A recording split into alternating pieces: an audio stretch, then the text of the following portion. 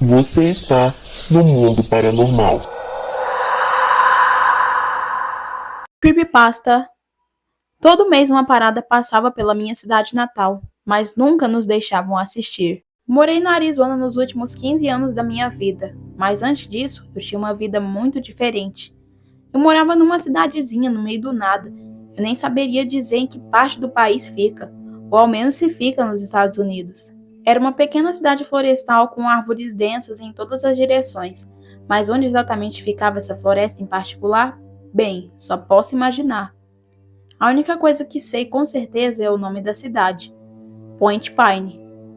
Morei em Point Pine durante os primeiros 10 anos da minha vida, antes de nos mudarmos no verão seguinte ao meu 10º aniversário. Depois que saímos, meus pais nunca mais falaram sobre ela. Na verdade, agiam como se ela nunca tivesse existido. E para eles, acho que realmente não existia. Eu também não os culpo.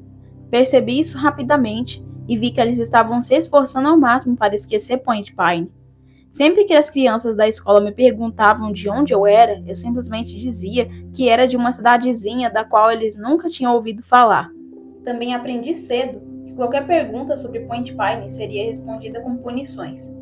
Alguns meses depois de nos mudarmos para o Arizona, minha irmã mais velha, Felicity, tinha um trabalho escolar sobre a história da família.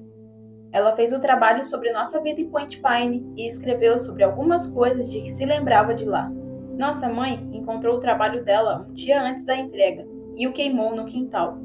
Quando Felicity chegou em casa, naquela tarde, meus pais a levaram para o quarto dela, onde eu a ouvi gritar a cada poucos minutos, provavelmente de dor.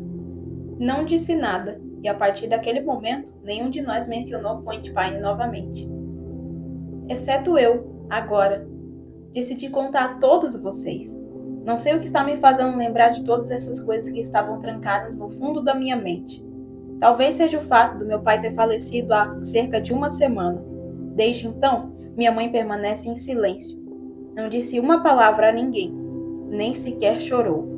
Na verdade, ela acabou enviando os restos mortais do meu pai para Deus sabe onde. Apostaria em Point Pine, embora eu fosse louco de perguntar. Comecei a me lembrar de pequenas coisas aleatórias sobre a cidade que, na época, pareciam coisas normais do dia a dia com as quais nós moradores estávamos acostumados. Agora, olhando para trás, percebo que não eram tão normais quanto eu pensava naquela época. Uma coisa peculiar sobre Point Pine tinha a ver com a padaria Point Pine. Sempre que você entrava lá, o dono, Sr. Terence, sempre sabia exatamente o que você ia pedir. Lembro-me de que as crianças contavam um boato de que o Sr. Terence era um mágico que lia mentes. Além disso, sempre que você pagava pelos seus pães e doces, tinha que dar uma gorjeta ao Sr. Terence com uma peça de roupa velha que não lhe servisse mais. Havia uma caixa enorme perto do caixa, onde todos jogavam roupinhas e sapatos velhos. Essa era uma das coisas estranhas, embora você vá perceber que não parecerá tão esquisito em comparação com algumas das outras coisas sobre Point Pine. Todo ano, no seu aniversário, você tinha que fazer um exame de sangue. Acho que ninguém sabia ao certo qual era o objetivo disso, ou se eles estavam realmente procurando por alguma coisa. Nós só sabíamos que nossos aniversários começariam com uma visita ao laboratório Point Pine. Todos tinham que estar acordados às 8h13. Havia um sistema de alto-falantes espalhados pela cidade, como num parque de diversões. E às 8h13, sem falta, o som estridente do alarme ecoava pelos bairros, acordando todo mundo. Em seguida, os pais corriam para acordar os filhos e tirá-los da cama o mais rápido possível, como se a casa estivesse pegando fogo. Às vezes, eu até esperava que estivesse mesmo.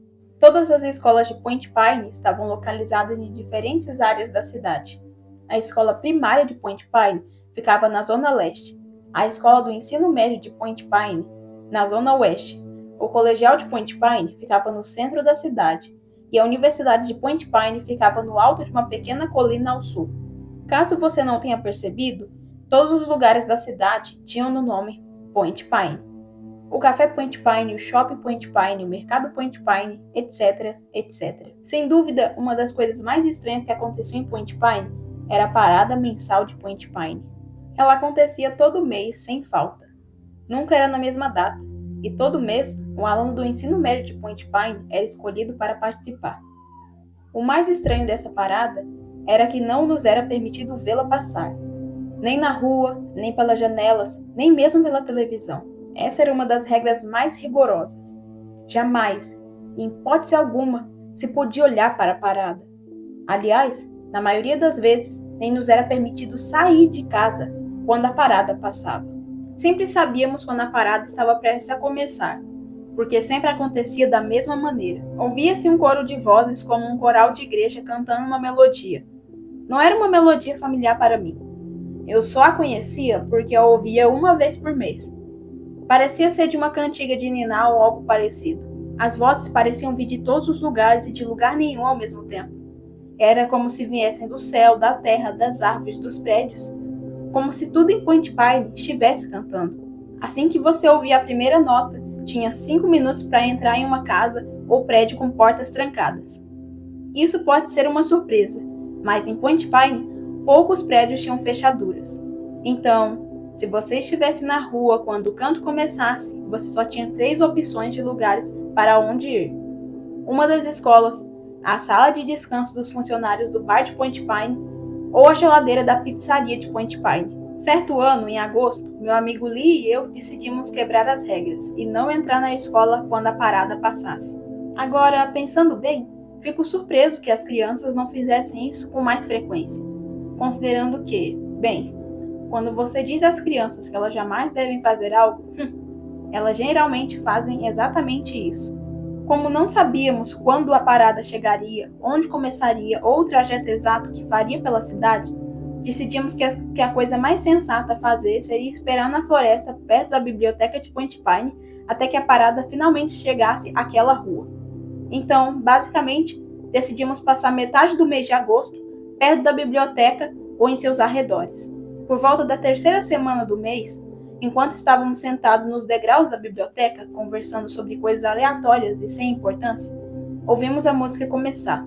Lee e eu nos olhamos e saímos correndo para dentro da mata, enquanto todos os outros corriam para a escola mais próxima. Fomos para dentro da floresta o suficiente para que ninguém na rua nos visse, mas permanecêssemos perto bastante para que ainda conseguíssemos enxergar parte da estrada. Esperamos um pouco, cochichando e mandando um ao outro fazer silêncio, enquanto aguardávamos a infame parada passar. Esse ano, a amiga da minha irmã, Reed, foi escolhida para trabalhar na parada. Ela era alguns anos mais velha que minha irmã, mas elas eram amigas porque Reed morava ao lado da nossa casa quando éramos pequenos.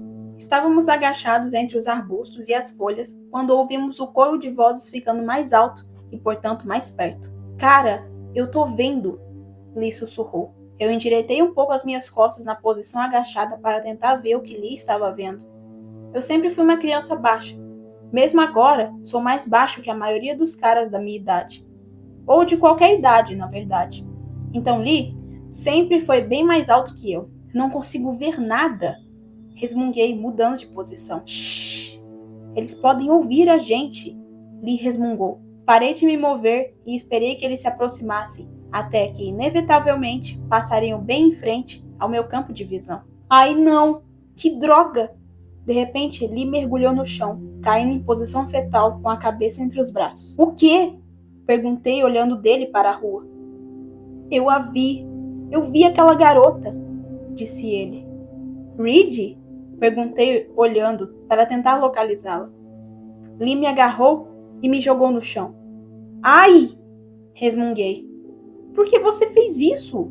Perguntei. Você não quer ver isso, respondeu Lee. Notei que, pela primeira vez em todos os anos que o conhecia, Lee parecia absolutamente aterrorizado. Virei as costas para a parada e sentei-me para olhar para Lee. O que você viu? Sussurrei. Aquelas coisas fizeram algo com ela. Estão devorando ela, Cody. Mas ela nem liga. Olhei para Lee, que ainda estava com a cabeça entre os braços, e agora ele estava chorando. Sentei-me de costas para a parada, sem querer mais vê-la. Ouvi o canto ficar mais alto. Cody. Ouvi as vozes chamando. Não olhe, sussurrou Lee. Cody. Cody. Agora a voz soava como a voz de Reed. Olha só pra gente, Cody. Fechei os olhos, As vozes continuaram por mais alguns minutos, e em certo momento, Lee começou a chorar copiosamente. Mantive os olhos fechados o tempo todo. Depois disso, a parada seguiu em frente e continuou seu trajeto pela cidade. Assim que começamos a ouvir todos saindo de seus esconderijos, levantei-me e inclinei para ajudar Lee a se levantar. Assim que se levantou, manteve a cabeça baixa. Lee, o que houve? Perguntei. Eu consegui ouvi-lo fungando. Lee? Ele finalmente respondeu ao levantar a cabeça. Eles levaram os meus olhos. Eu nunca vou esquecer os buracos escuros e sangrando no rosto de Lee e os cortes em sua pele. Vomitei na floresta por uns bons minutos, antes de conseguir ajudar Lee a sair da mata. Alguns adultos nos viram e chamaram nossos pais, que vieram nos buscar imediatamente. No dia seguinte, minha família se mudou de Point Pine. Nunca soube o que aconteceu com Lee depois daquele dia. Minutos depois de sairmos, meus pais agiam como se Point Pine nunca tivesse existido. Nunca mais se falou sobre isso e nunca tive coragem de perguntar sobre Lee novamente. Pelo que sei, Lee foi a única pessoa que viu a parada e nunca mais conseguiu ver nada depois disso. Não sei se Point Pine ainda existe. Gostaria de ir lá conferir de novo. Mas mesmo que soubesse onde fica ou como chegar, acho que nunca mais voltaria. Tenho a impressão de que não seria bem-vindo, embora não consiga me livrar da sensação de que meus pais ainda tinham alguma ligação com a cidade, mesmo depois de todos esses anos. Você esteve no Mundo Paranormal. Inscreva-se, deixe seu like e compartilhe.